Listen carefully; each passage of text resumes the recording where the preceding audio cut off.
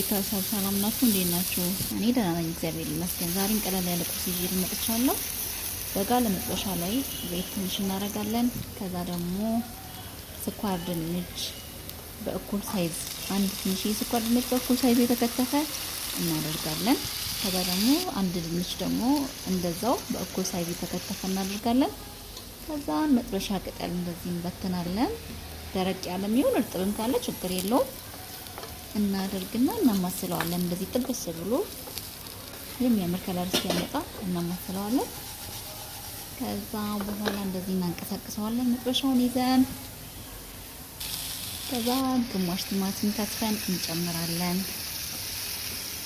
ግማሽ ቲማቲም ከፈለጋችሁ በደቃቁ ከፈለጋችሁ ወፈፍራም ማለት ትችላላችሁ። እኔ በደቃቁ የከተፍኩት፣ እናንተ እንደፈለጋችሁ መክተፍ ትችላላችሁ። እና እሱን ጨምሬ እንደዚህ ያረኩት። ከዛ ጫው ትንሽ ነው የጨመርኩት። አቅርቤ ስለቀረጽኩ ነው ብዙ የመሰላችሁ። እንደዚህ የመሰለ ቆንጆ ሆነ። ከዛ ደግሞ ጎመን ሁለት ቅጠል ነው የሚሆነው። ሁለት ቅጠል ጎመን ከጎረቤት ለምኜ ነው ያደረኩት። እና እሱን ጨመርኩ። በቃ የሚያምር ቁርስ ሆነ። የሚያምር ቁርስ እየሆነ ነው። በጣም በትንሽ ነገር ነው። ከዛም በኋላ ደግሞ የሆነ ነገር እናደርግበታለን። ምን? ሽንኩርት በስላይስ የተከተፈ ሽንኩርት እናደርጋለን። ቃሪያ አንድ ፍሬ እናደርጋለን።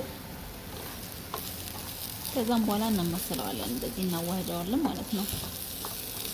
አማስለነው ስንጨርስ ከዛ ደግሞ ሌላ ነገር አንድ ይቀራናል ማለት ነው። የመጨረሻ እሱ ምን ይመስላችኋል? እንቁላል። አንድ እንቁላል ሰብረን መሀሉን ከፍተን እናስቀምጠዋለን። ከዛ ለትንሽ ደቂቃ ክድን አድርገን ነው እንከፍተዋለን። ስንከፍተው ይሄንን የመሰለ ቆንጆ ሆኖ ይደርስልናል ማለት ነው። አሁን ያልበሰለ ይመስላል፣ በስሎ ደርቋል።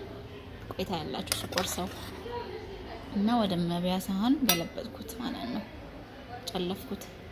ይሄንን የመሰለ ቆንጆ ቁርስ ወጣልን ማለት ነው። አያችሁት? ደረቅ ነው። የአበሻ እንቁላል ስለሆነ ከለሩ በጣም ነው የሚያምረው። ሞክሩት። በቀላል ነገር ለአንድ ሰው በቂ ነው። በቃ ይሄ አንድ እንቁላል፣ አንድ ድንች፣ አንድ ስኳር ድንች፣ ለዛውም መካከለኛ ድንች ነው፣ መካከለኛ ስኳር ድንች ነው። እና ሽንኩርት ትንሽዬ አንድ ነው የተጠቀምኩት። ጎመን ሁለት ቅጠል ትንንሽ ነው የተጠቀምኩት። መጥበሻ ቅጠል አለው።